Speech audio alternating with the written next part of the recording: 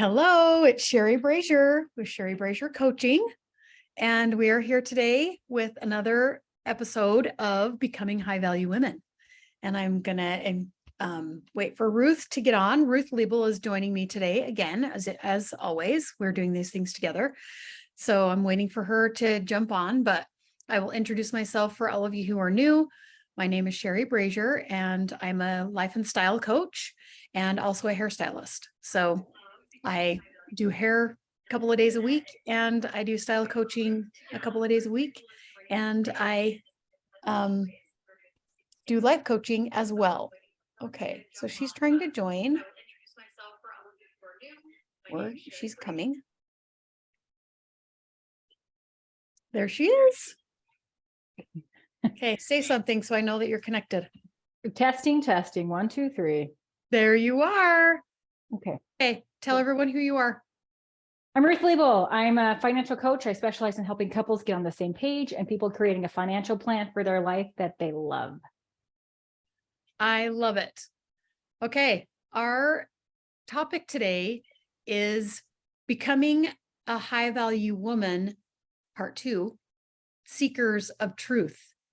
So we had several things that we wanted to talk about on this topic, and we've actually had some comments that have come in about this topic, and they've all been great. So they have given us lots of things to think about, and we welcome all of your comments, even the ones that maybe you think you don't like us or what we're saying. You can say those things too. We're open to all of the comments. It tells us where we're hitting and where we need to go and different things. So we value your comments. So thank you for those of you who have sent us comments and have commented on our videos. We also have this posted on YouTube. Ruth has a YouTube channel, and she posts this live on her YouTube 24 hours after it goes live on our Facebook page, on my Facebook page. So as soon as it's live here and done, then she'll post on YouTube. So you can either find it here on the Facebook page, or you might find it on the YouTube channel. So if you're watching on YouTube, thank you for watching. And I'm going to let Ruth take it away. She's got 3 more points that she wants to talk to us about. And we've had just a little bit of prep. But the thing that is so awesome about what we're doing is I know a little bit about what we're talking about, but Ruth has the questions, and this is going to be like a real life conversation that we are going to have about these topics. So this is not scripted. This is just us talking about the way that we think that high value women should show up and the truth about that. So Ruth, I'm going to send it to you. Okay, awesome. All right. So the first point we want to talk about today of part 2, the first point in becoming a high value woman as seekers of truth, is to have impeccable honesty. And this line is stolen from Jody Brandt. I think that's her last name. I tried to Google her, but I want to say she's a therapist, but maybe she's turned more toward coaching.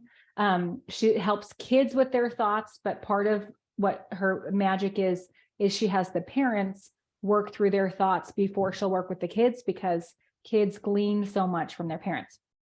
And so she has 3 points that I love, but the one that I wanted to call out was this impeccable honesty. And as high value women, this is important.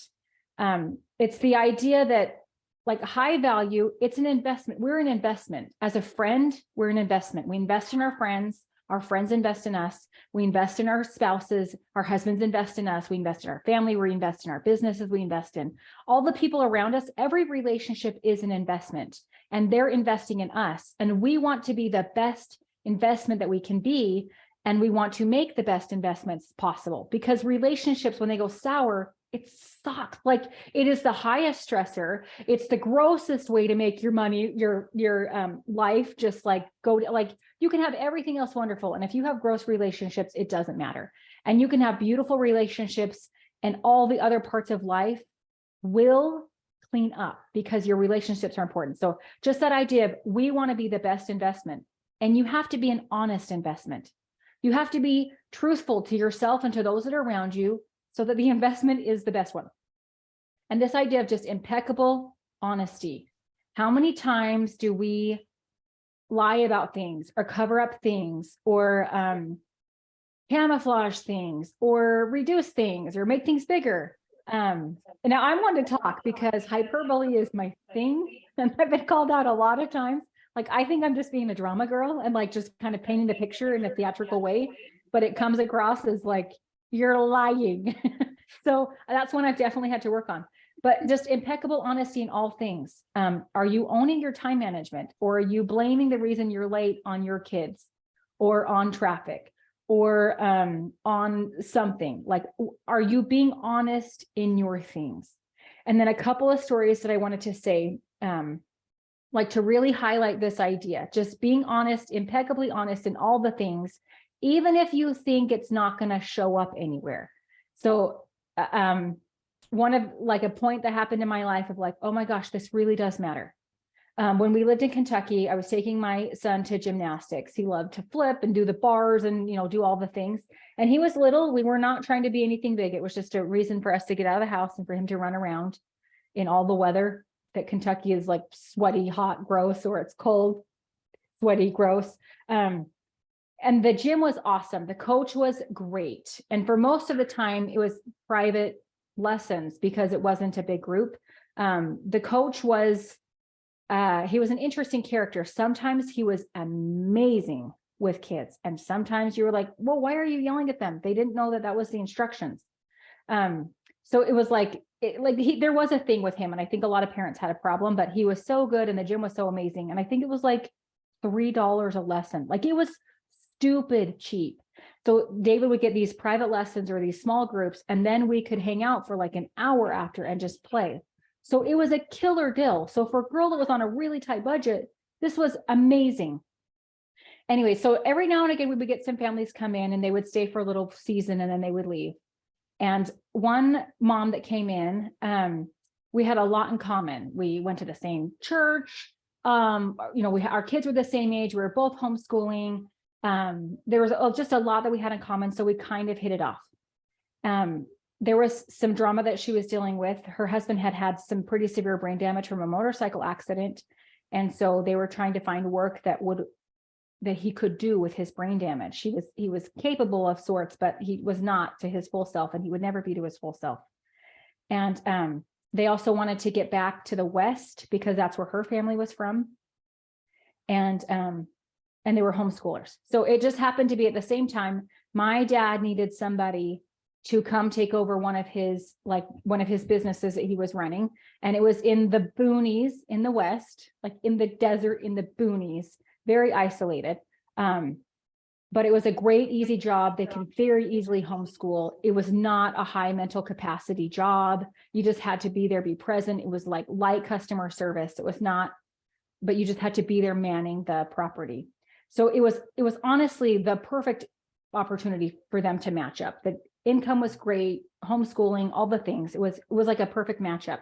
But when I was going to mention her to my dad to see if that was like a thing that he was interested in, that same day, the coach did something. I think he like called her kid out on misbehavior, and it was kind of a harsh way. And so she was really upset about that. And she didn't talk to him. She just didn't pay. The way we would pay is we would just leave the money in the window as we went out, because we could hang out for that playtime, and he would go do his thing. There was also a daycare upstairs, and he would just go do his thing. And she just decided not to pay. And there was something about that moment that just struck me as like, gosh, if you're going to be this dishonest when it's something trivial and not like handle the problem, I don't even want to suggest you to manage my dad's business. So those little things, they do matter. Be honest with how you feel. If it's a problem that you're willing to like not hold up your end of a bargain, that was the bargain. He coached, we got the gym, and we paid a certain amount. We knew what the deal was. And she didn't hold up her end of the deal because she was upset about something. So be honest in your feelings and handle the conflict. Go talk to him and say, I didn't like the way you did that, you know, like whatever. Or you could look at it like I did and be like, gosh, everything else is such a good deal. $3.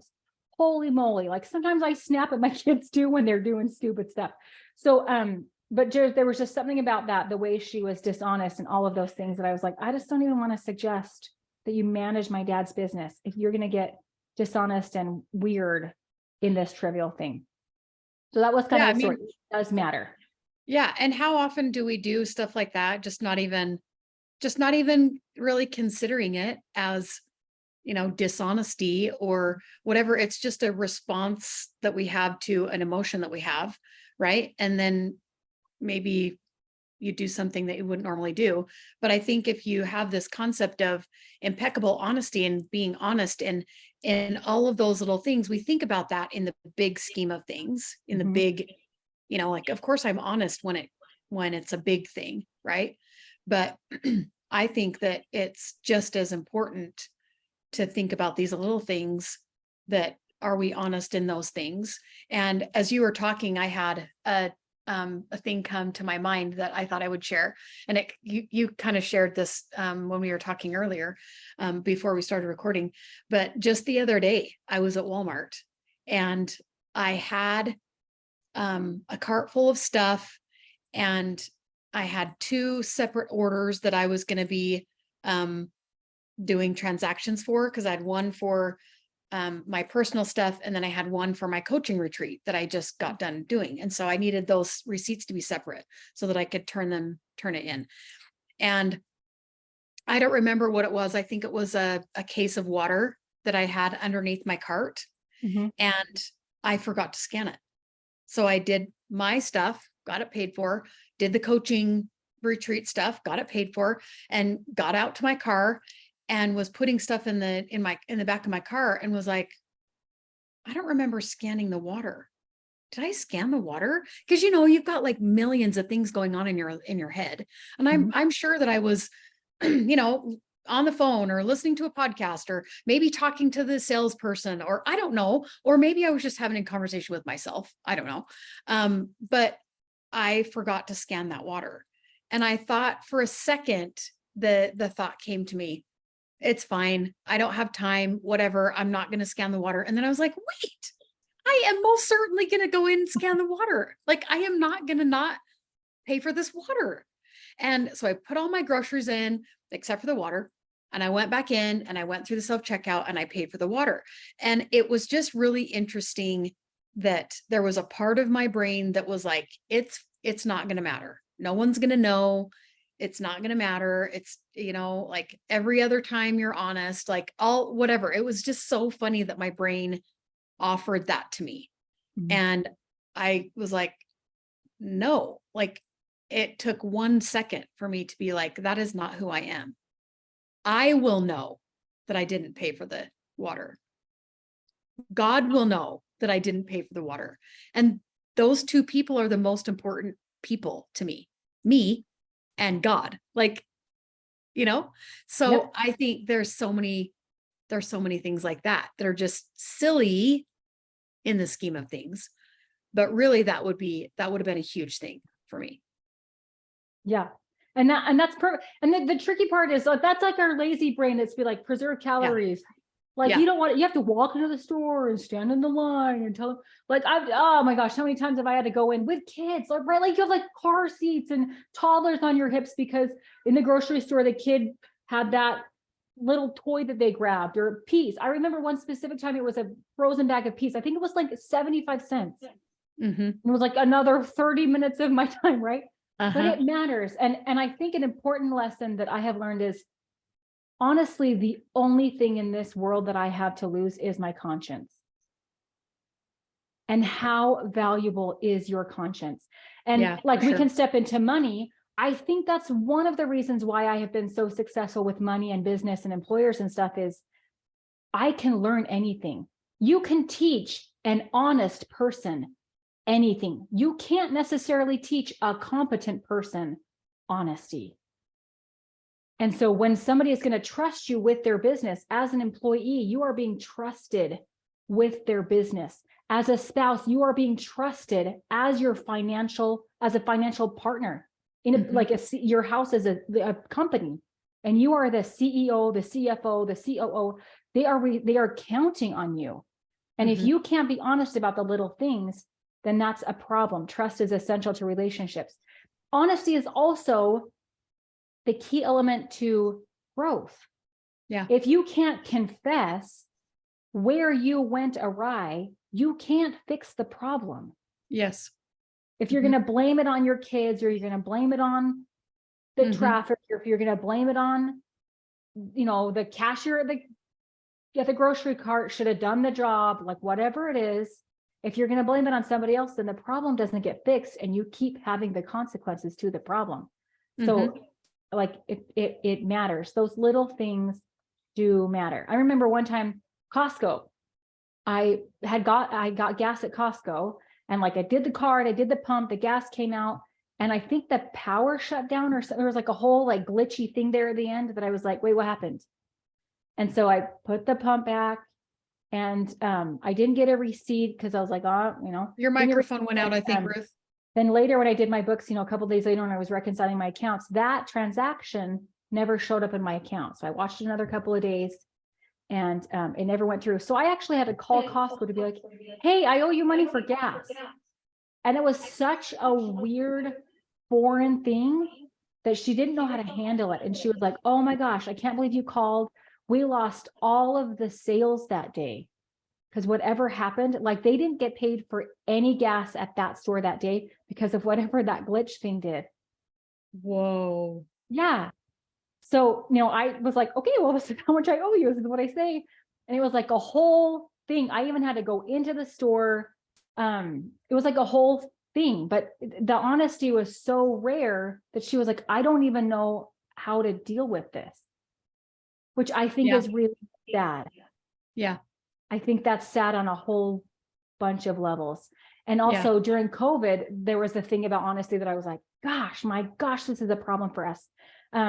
We donated blood. My husband and I donated blood pretty regularly. And the girl who was like doing my blood once, she said that they were having a hard time keeping people coming because what they would do is people would come, they'd get a new job for one day. And once you're on the clock for one day, then you got like a week or two of vacation pay or sick pay or like whatever it was. And then they would call in with COVID symptoms. And at that time, you had to be excused if you had COVID symptoms.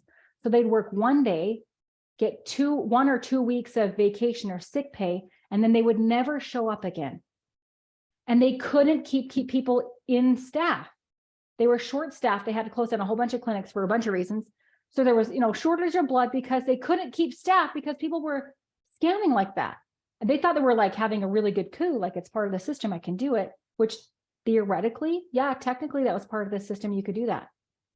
But to me, that was just, and that was happening all kinds of companies. I was hearing stories all over, but I was like, what is happening? If we can't even have integrity in these simple, basic things, we're going to feel it later. Like we think we're getting away with it this week and we're having this big old coup, but no way. It's going to come back to us. Yeah. And I think that is our whole point with doing this series is there's like, we're not here to like judge everyone and all of their actions and the things that they do and whatever. That's not our goal. Right. But our goal is to encourage and ask and inspire you to rise up. Let's bring it up another level. Where is your integrity now? Let's raise it up just a little bit. And what is it? The tide that raises all the boats. What's that saying? That rising tide raises all boats. Yeah, like rising tide raises all the boats. So think about your circle of influence. And if you can rise your integrity and rise your character and whatever up, it's going to lift everyone in your sphere, everyone in your circle of influence. And so that's what this series, at least for me, is. Let's just try to up level ourselves and bring our families and our circle of influence up, and that rises the community, and it's a ripple effect. So we are 18 minutes in. Do you want to go to the next topic? Yep. Okay. The next one is seeking facts. We touched on this last time, but we didn't really dive into it in a lot of the ways. But seeking facts is important, especially right now when information is like, we've never had so much information available to us so easily. Like, remember when we were little, we had to go to the library and go to the card catalog and look up an encyclopedia or some old newspaper or something to find something, right? And now we have like the world in our hand. We can know anything within 10 seconds. We just know anything. And with that, like, we can all put information out. I put information out, you put information, like we can just put information out there.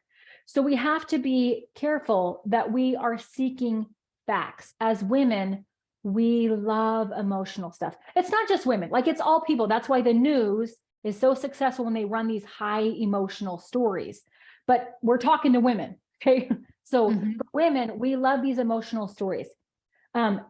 And then I want to take it like, not just the national level, not just how we feel about the president or whatever, but let's take it local. What is the information, the stories that we are hearing about our parents and our siblings and our neighbor and the people at church and our friends and on Facebook? Like, are we just diving into stories, or are we getting the facts? Are we stuck in a gossipy train because it feels good to know the first story? Or are we seeking the facts? Are we understanding what's happening? And are we defending the facts and not just going for what makes us look good or feel good or is easy, right? To defend truth can sometimes be really hard. It might be a sacrifice. You might sacrifice popularity. You might sacrifice just comfortable feelings or peace in the moment. You might sacrifice being a part of a group. You might sacrifice like all kinds of things. It might be a sacrifice for a while, but I just believe in the scripture that says the truth shall set you free. It really ultimately does. I've lived in a culture where gossip is rampant and it's huge and it always touches everybody on deep levels. When I was in high school, there was like, I can just tell, when I was in high school, I refused to make out with a boy. And so he started a rumor that I was a lesbian. And at that time in my school, that was a really big deal. And because I wasn't like kissing everybody, it was kind of easy for people to believe that. And it really stung me. It especially really stung me when the people closest to me who knew me started believing that. And I was like, it was just kind of like, okay, well, you could have come to me. You could have asked me, you could be like, hey, I heard this weird story. Is this true? Like, but just the way that went around. So just all kinds of gossipy things. Like, women, are we seeking the facts? Are we being truthful in the things? Do you have anything to add to that? Yeah, I think that is great, because since I became a life coach, I'm trained to look for facts, right? Like we in the coaching training that I got, that's one of the very first things that we do is we ask the person that we're coaching to tell us their story, tell us what's bothering them, what the problem is. And then we are trained with different tools to then go out and look for the facts. Because when we have the facts, then we know what we want, then we can choose what we want to think about that, right? Then we have all the power once we know what the facts are. And so because I went through a year of training to get my certification, that was, every single day I'm coaching people and being trained, and my instructor is helping me look for the facts. And we would go through different worksheets of trying to find the facts versus an opinion or a thought or something like that. And so now it's easy for me to find facts in a story, right? But it's also been interesting that when I hear something, I don't just believe everything that they say as fact. I kind of am a little bit skeptical, and I am a little bit curious is probably a better word. I'm just curious I wonder where that's coming from. I wonder where the facts are. I wonder where the truth is. And it's been interesting for me and very good for me, because it has kept me out of a lot of drama, because I'm curious about what is truth and what is someone's interpretation of truth, Mhm. because we all have interpretations of truth, all of us. We're supposed to. That's how we get our that's how we get our beliefs. That's how we get our opinions, is we all have interpretations of the facts, Mhm. right? So it really creates a better relationship with a lot of people when you are looking for the facts. And the facts are easy to find because they don't have descriptive words. Descriptive words are never facts. They're someone's interpretation. They're someone's perspective. They're someone's opinion. So that is something that has changed my life in my relationships, is making sure that I know what the facts are and then determining what my opinion and what my interpretation is going to be of those facts. It has saved a lot of relationships, a lot of hard feelings, a lot of misunderstandings, because we are dealing with facts, not someone's opinion of someone or someone's opinion of something. Yeah, the interpretation of things. And I deal with this, and this can move us into the next one, but I deal with couples. We have people, I have a hair that won't go away. I have couples that come in and they have, and I've dealt with this in my marriage. It's words like they always, Yes. they never, Mhm. or like they just see it this way. They want me to do it this way. And then when the couples start talking, then they're like, that's, whoa, what? No. But that's Mhm. just what the interpretation was, or that's how it felt. Mhm. Or when we dig into it, it was like one time. Mhm. Or it is occasionally, but it's not all the time. So when we start to get in these factual words of like these absolutes, like always, never, ugh, go away. It's in your lip gloss. Yeah, well, and I also have like a split lip, so that's pretty awesome. So we have to be truthful about, are we mixing our emotions and our anecdotal interpretation with facts? Mhm. Like if you really that's why I love budgets, is it's factual, it's objective. The numbers don't lie. You can be like, you can say, she's always spending all the money on purses every time she goes with her sister. But if you look at the budget, she did it 3 times. Or like, Yeah. he's always going on every hunt and he's spending all of our money on hunting. But if you look at the facts, it was like 3 times. Twice. Yeah. Yeah. So, and that's what that's what I love about. I never do that. But if you look, you're like, oh, I did it 4 times. Okay. Yeah. So that's why I love, budgets and money. It's objective, it's factual. But when we get into the emotions, it's important to be truthful about the way we see things. Mhm. Even if it's not like factual, like, all the witnesses agree on the one point kind of a thing, it's still your truthful experience. It's how you, it's honestly how you see the lens that you're seeing through. So the next point is shooting it straight. Be honest with your perspective. Be honest with your opinion. Be honest with your feelings. I was telling Sherry, I wanted to talk about this one because we just watched The Chosen yesterday. And there was a part where it was like a soap opera.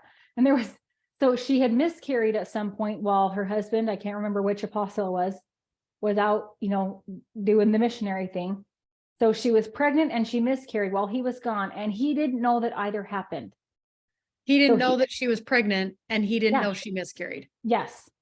So he comes home from his mission and he says, hey, I want to go take a nap and then I want to be with you later, like he does the husband thing. And oh, by the way, the boys are coming over tomorrow for dinner because we wanted to have like a rally together since we haven't seen each other. And she just has this like internal meltdown and all of the passive aggressiveness comes out and he doesn't know what's going on. And she's so mad that he just should know. She even has that line, like, if you love me, you should know. Why should he know? He's supposed to know to come in the house and be like, were you pregnant while I was gone? Right? Like, And did you lose that baby while I was gone? Yeah. Like, what is going on? Did you have some emotional trauma while I was gone? Yeah. And I was just kind of laughed at my husband. I was like, the movies keep portraying this kind of a girl, but I don't know these girls. are they real or do I just not know them? And it happens enough. I believe stereotypes are there for a reason. Lots of other stereotypes I look at and I'm like, yeah, that's a thing. So maybe this is a stereotype. Maybe I've done it and I don't know that I've done it. But oh my gosh, it was brutal watching this. So girls, you have to be honest with your emotions. If he has done something to piss you off, you need to let him know it. If you need to take a minute so that you can be classy and tactful in the way you tell him that you're pissed off at him or that you need something from him, that's great. But don't punish him for not knowing. Oh my God. Don't we do that? Like we punish our husbands for things we didn't tell them, and then they're in trouble for not knowing the things that they're in trouble for, but that we didn't tell them. Yes. And sometimes we can even get mad. Like, I know that this is a thing. We tell them once and they don't do it when, where, why, and how we wanted them to do it in the timing that we want them to do it. And so then we get mad. Yeah. Well, you might need to tell them again. Mm-hmm. Maybe you need to tell them a third time. It's really annoying. I get that as a woman. We're like, but he's an adult male. I have enough children that I have to raise. Do I have to raise my husband? No, you just have to have a reminder. We all need reminders. Yeah. And just because he forgot something doesn't mean he doesn't love you. It might mean he's not a fan of that task you've asked him to do. But you just have to shoot it straight. What is it that you need from people? What is it that you feel? If somebody asks you, what do you think about this? What's your opinion? Tell them your opinion. You don't have to be a jerk about it, but don't lie. I love Jordan Peterson says, tell the truth, or at least don't lie. You don't have to go out and say all the like, I think you look like a fat whore and you should never be out in public. You don't have to say that, but you can, you can definitely say, so I don't think the dress is doing you justice today. Pick something else. Like you can say that. Yeah. Or you can say, yeah, you probably didn't handle that very tactfully. Or yeah, you probably should be concerned with your nutrition today. Like you can say those things. Those are all truthful things, but don't lie.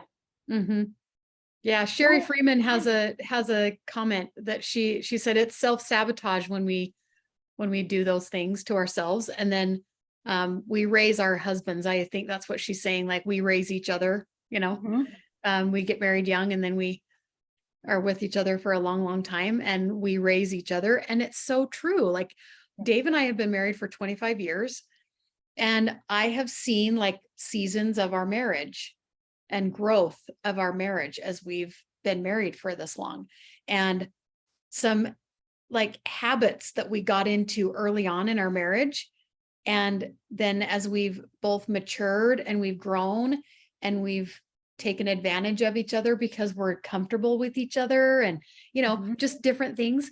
And we were having a conversation last night and it just showed me that we are evolving. We are growing with each other. We are now kind of very open and more honest with each other about maybe vulnerable things because we've been with each other long enough. We've been through some things that I think we've proven to each other that we can handle the hard conversations. Like I can handle it if he comes to me with something that is hard and he knows that he can trust me. If he has something that is hard that he needs to talk about, he can trust me that I can handle it and I can trust him. Like if I have something that is bothering me that's hard, I can go to him. I trust that he can handle it. Right. So she says it's a process. Yeah. Marriage for sure is a process. And it can be a process. Yeah. And it's the perfect opportunity to forgive and be forgiven. So true. That is so true. It's the perfect opportunity to forgive someone and then to also then be forgiven. I think that marriage is such a great process for all of that. And I think I have been forgiven and I have had the opportunity to forgive. And that just those two things has grown our relationship like the most, I think. So, Yeah. That trust and growth is important. We need to know that we have a battle buddy. mhm. And we need to know that it kind of goes back to keeping promises, like that we talked about last time. Like when you know that you're going to keep a promise to your spouse and your spouse is going to keep a promise, meaning I'm not going to leave. Yeah. You can show me your ugly parts Mhm. and I'm not going to leave you for it, because if you can't show it, if you can't talk about it, you can't fix it. Yes. So if you aren't a safe place for your spouse to come show you their ugly parts, they can't fix it. Mhm. And if you can't show them your ugly parts, you can't fix it. So this being honest, keeping your promises and being honest is so important. And then I think that this brings up a good point. When you've made a mistake, when you've done something against, like, that you're proud of, or like whatever, go confess that. Confession is about being honest. Like there is so much power and growth that says, babe, I should not have said that. Either it was out of line to say it, or I just wanted to be hurtful saying it, or I've thought about it. It's not really how I feel. I just was, angry, or I was scared, or maybe Mhm. I held back. This was my thing. I wasn't totally forthright, right? Because I was judging, honestly, I was judging myself about what I felt. So this is how I really feel about it. Like this is the full truth about how I feel about it. I thought I was going to be okay with it, but like that's my thing, is I always think I'm a bigger person than I am. So I'm like, no, it's totally cool if you go do that. And then later I'm like, I'm so angry. Uh-huh. Right. So Uh-huh. then I have to own that. I have to own, like, I did say that you had my blessing. And Yes. now that we're in it, I know that this is a game that girls around me and I have played. I'm going to give you my blessing, but I'm going to want you to refuse anyway. I'm going to want you to do a different behavior Yes. anyway, because Yes. you're my friend, or I should love you, or you're right. Like that's a thing. I know that's a thing. So Yes. this goes back to boundaries, and maybe I mentioned it, but never offer something that you will resent them or hate them for accepting. Like there's honesty in that, in your boundaries. Yep. You can't give a blessing. You can't give an option. This goes with your kids, with your husband. Like if you're going to weaponize it later, don't offer it. That's not fair. That's not honest. Yeah. Yeah. Don't play games, and the dating games Yes. and the wife and the husband game. Don't play games with him. Yeah. Just be honest. Just Yeah. tell him how it is. I think the reason I got my husband is so amazing. He is so far above any of the caliber of men that I had ever dated. I think I dated guys that didn't intimidate me. I always felt so vulnerable. I needed to make sure that I could handle any situation in a relationship with my like high school boyfriends. And I didn't realize this, but I intentionally took, like, I would arm wrestle them. I would arm wrestle these boys to show them that I was stronger than, because I was so vulnerable physically. Like I was so afraid, but it was my way of like, you can't hurt me. Mm. So like just little things like emotionally, physically, like all of these things. When I look back at the guys that I dated, now part of it is we were all teenagers, right? Like that's part of it. Like I'll give us all, like we were all children, but I do know that I didn't go for guys that were physically, emotionally, spiritually more like higher than me. Cause first of all, I didn't think I could get them. Second of all, I didn't, it made me feel too vulnerable. But Patrick is like so far above any of the caliber of guys.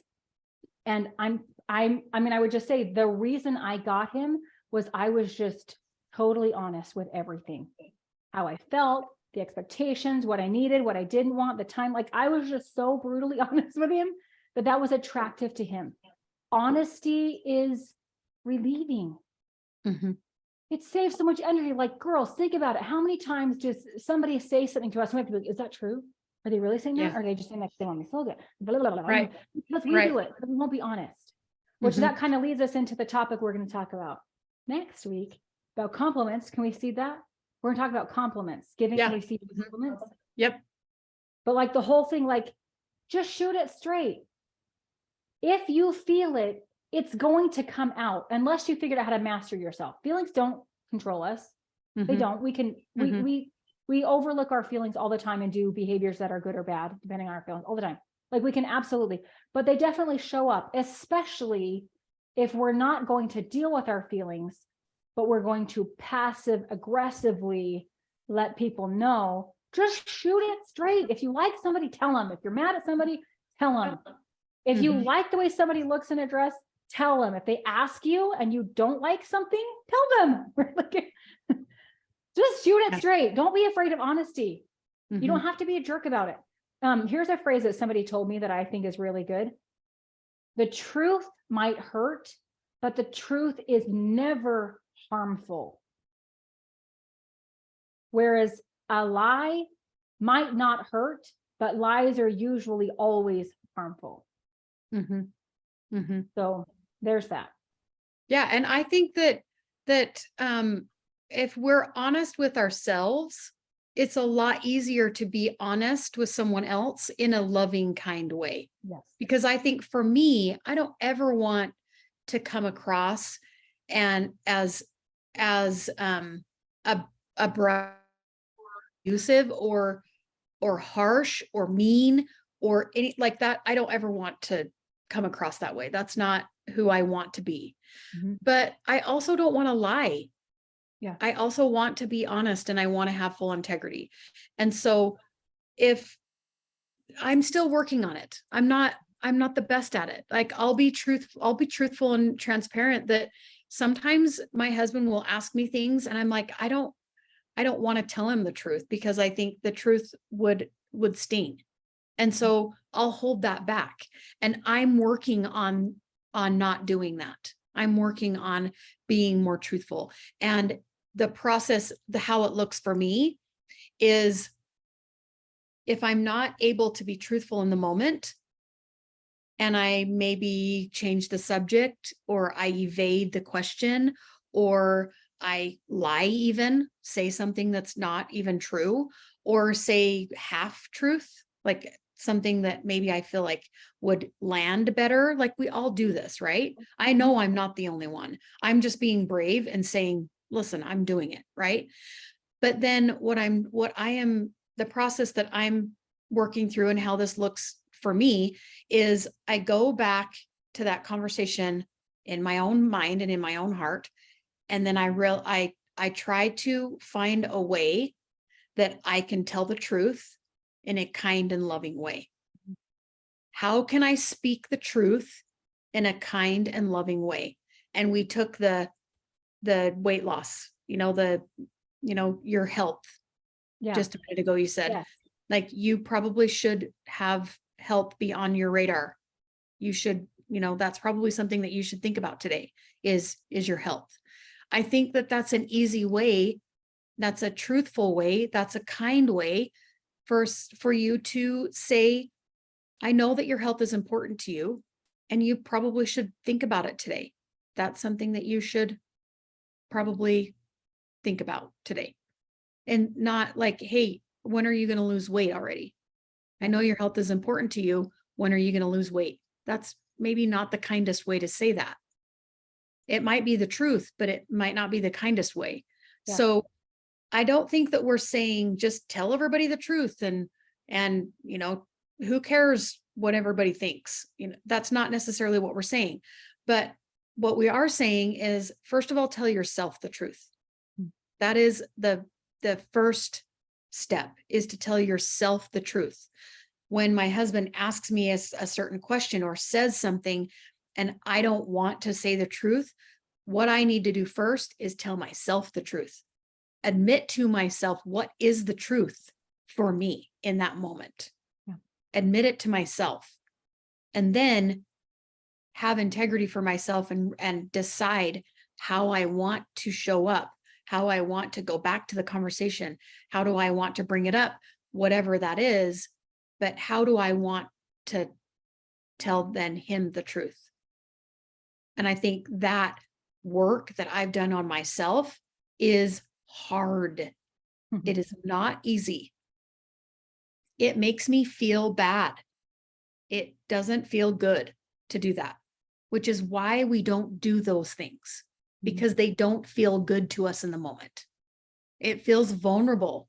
It feels guilty. Sometimes I regret. I feel regret. Sometimes I feel sad. Like all of those emotions sometimes are hard to feel. And that's why we don't tell the truth. because we don't want to feel those feelings. Mhm. But I think it's really important to tell ourselves the truth and then tell others the truth in a kind and loving way. Tell ourselves the truth in a kind and loving way. Yeah, perfect. I love it. Yeah. Not being afraid of truth. As a high value woman, we are not afraid of the truth. We're just not afraid of it. We seek after it. And the more you get familiar with truth, the more you love it. It really is good. It doesn't mean that, there's still some things that my kids will say, or my husband's too good about it. He doesn't say anything to me. I have to ask him straight up. But here's this, I will never ask him a question that you don't want the answer to. Yeah. Like whatever the answer is, I have to be cool with you.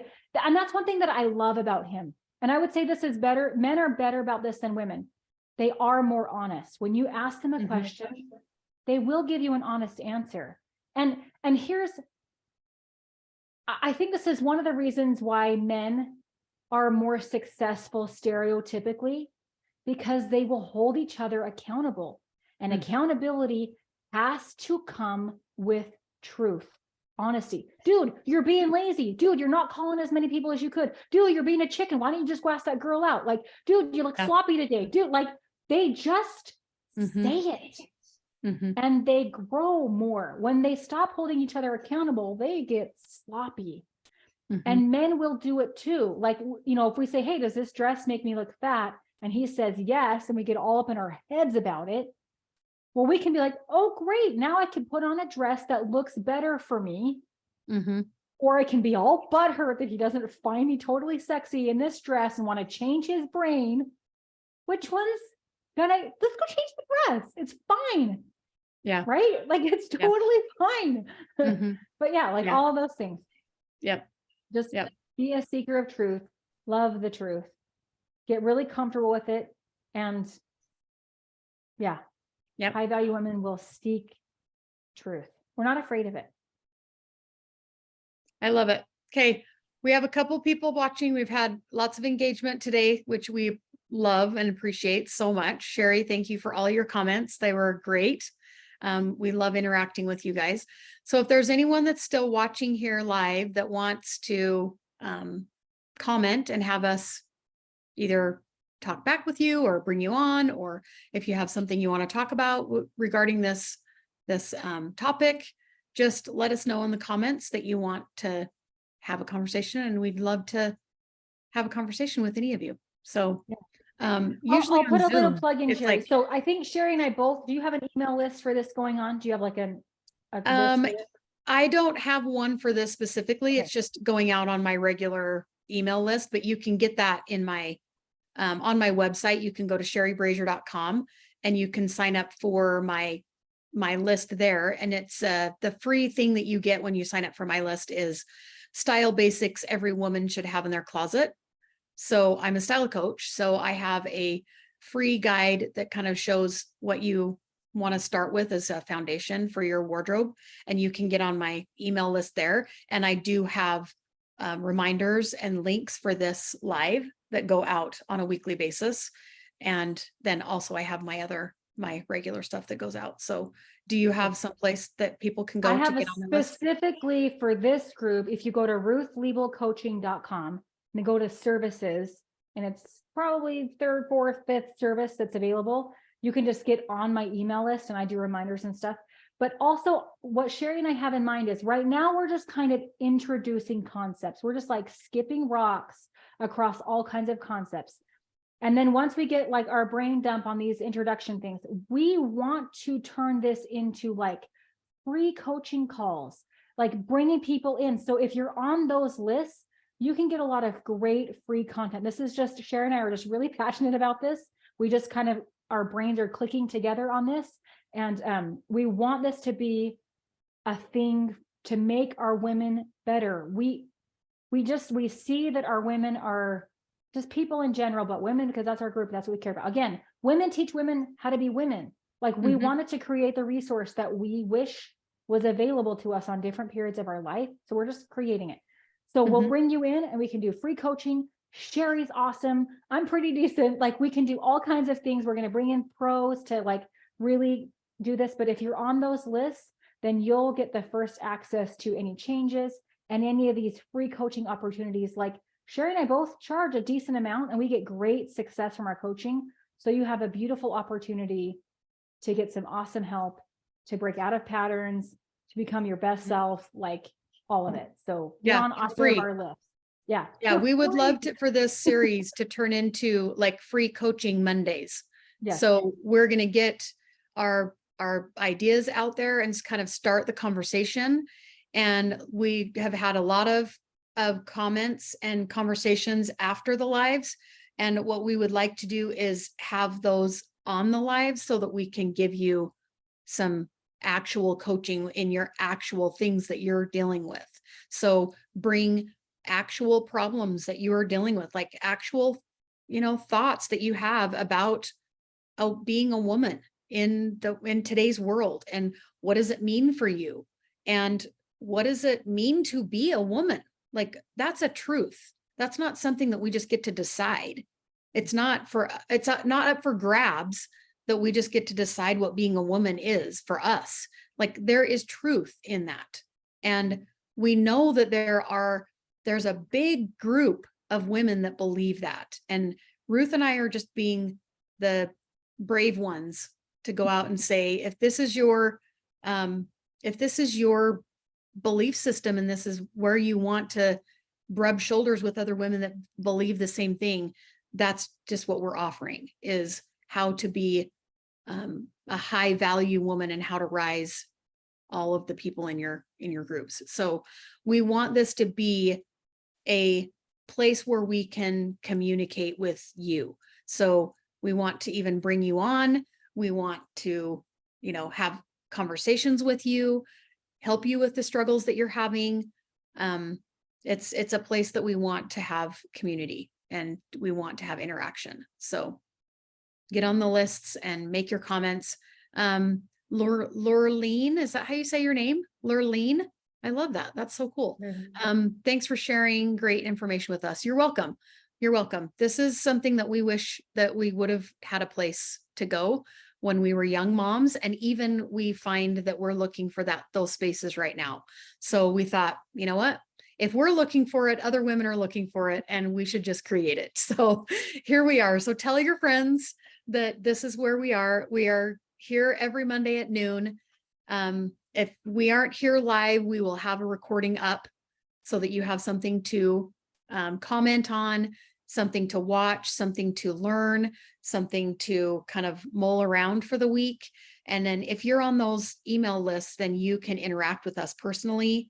We both have coaching packages that you can work with us individually, privately, in groups. We have lots of different ways that you can work with us. So if you're on those lists, then you can email us specifically and talk to either one of us. So do you want to take a minute, Ruth, and tell everybody like what your packages are? Like, how do people work with you specifically? What's your passion that you're working with right now?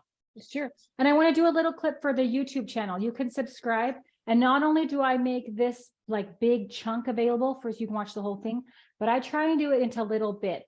I want this message to be as shareable as possible. So you can be like, oh, my daughter would love to hear that, or like my friend or whatever. So you can send them like a 5-minute highlight snippet rather than like, watch this hour. Mm-hmm. Sometimes we can watch 6-10-minute videos or Yes. 22-minute videos, but we will never watch a 30-minute video. So I like to do that so that the message is really shareable. But for me, I have private coaching. It's kind of a subscription based right now. Or the big thing that I'm doing that I'm trying to get out is my Abundant Budget course. So it's all live from me. There is online content, but it's all live from me. And I walk people through setting up their budget and specifically working through the most common pitfalls, like the reasons people aren't successful budgeting, or the reason why they like peter off, the things that feel like their budget is being sabotaged for, and then skills and habits to making your budget work, how to customize it for you, like all the things about budgeting. It's all there in a 12-week course, and it's all me hands-on with you, like lots of hands-on. I don't know that I could ever, I mean, I might at some point, but I love the contact with my clients. I think that people need that. They need to be heard. They need to be able to say, but what about this? How does this work for mine? Or how about we do things differently? And then we need this in our marriage, like those kinds of things. So really high contact with budgeting, because finances are so personal. So that's what I'm doing right now. My course, I'll just do a little plug. So my course for the fall starts September 5th. I think that's the first Tuesday.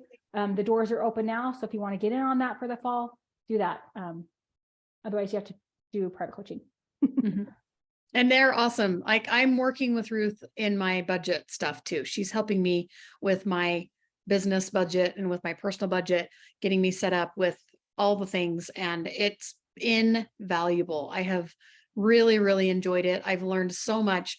And here is the thing I'll just plug for you, Ruth, is one thing. Okay. Anybody who knows me and who follows me knows that my thing is self-confidence, because I feel like when we're confident, then we will get the results that we want. We'll go out and get the things we want, and we will produce the things we want. But we have to be confident in ourselves to do that. So that's confidence on all levels. My podcast is called Creating Unshakable Self-Confidence, because when you have confidence, then you can go do the things that you want to do.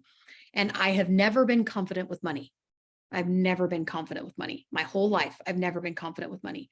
And the last call that we were on, you and I started the budgeting app, and I started doing all the things, and I had the conversation with you, and I told you where I was at, and you gave me some great things to, like, homework, I guess you could say, great things to go do. And when I got off that call and throughout the week, I felt confident in my money. And it's the first time that I have really felt like I can do this.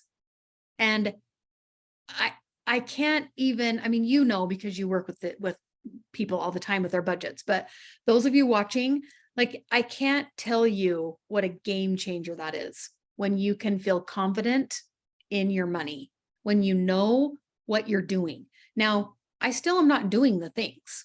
Like, I haven't made $1 million yet, right? I didn't just magically have this windfall of money, but I had this shift in my mindset that, okay, I know what I'm doing. I have a system, and I have someone that is going to help me when I get stuck, because I know I'm going to. I know I'm going to get stuck. I know there's going to be something that comes up, either that my brain offers me, or that the world offers me, or that my family or my husband or whoever offers me, and I'm going to get stuck, and I'm going to get scared, and I'm going to go back to, I don't know how to do this. And I have Ruth in my back pocket now, and I know that she's going to be with me the whole way. And I can't tell you how much that is worth. It's worth all of the monies to pay you. So if you have issues with money, go find Ruth, get on her email list, go message her on Instagram or on Facebook, wherever you are, and reach out to her and ask her all the things and see how you can help her, how she can help you, because it is awesome. It has been really, really fun, which I never thought I would say. Money, being budgeting and money, like, I never thought I would say that was fun, but it really has been exciting and fun for me. So I appreciate that. Awesome. And look at this dress that Sherry helped me get into. She didn't know it, but based on what I learned from her, I've gotten so many compliments on this. She's awesome too. Work with her. Yes, I love it. I love that. I was going to tell you that your dress looks really pretty. I didn't know it was a dress, but those colors Yeah, look really good. I haven't had dresses in, I think I had a really good maternity dress with, like, kid number 1, 2, 3, but I haven't been in dresses since. I didn't know that I could pull them off. And look at this. Yeah. And you feel what? Confident. Yeah. So the way that you work with me is I have 3 options. And the first one is kind of like a little trial run to, like, what it would be like to have a wardrobe stylist in your life. And it's just 30 days. We work together for 30 days, and you get 4 coaching calls, which means you get to have a call with me for 30 minutes every week. And we're going to dial in whatever it is that you're struggling with. If you need to find jeans, we're going to dial it in. If you need to find, a couple of fall outfits because it's coming into fall and you just don't really love your fall wardrobe, we'll look for fall stuff. We'll get those dialed in. If you need your closet reorganized and you need help doing that, I'm in. Let's do it. 30 days, you get me for 30 days to have all the conversations that you want to have. And it's only $147. It's super cheap. That's I a charge a, steal, I folks. charge a Like, lot more than it is that, a steal, bank robbery, right? steal. One coaching call, just a one-off coaching call is $135 for me. So to give you 4 and to have my undivided attention for an entire month. And if you're local, I will come to you. I will come to your house in your closet.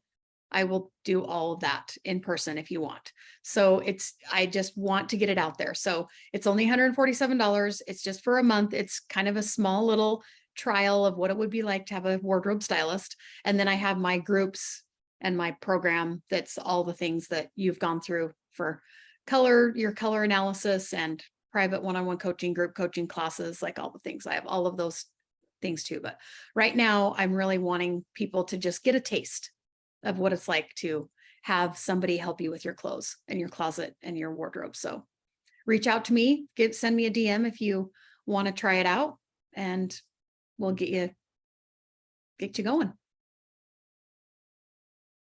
So, okay, we're going to sign off here. If anybody has any questions, let us know. We've had lots of engagement today. And so we have loved engaging with you guys. It's been so much fun.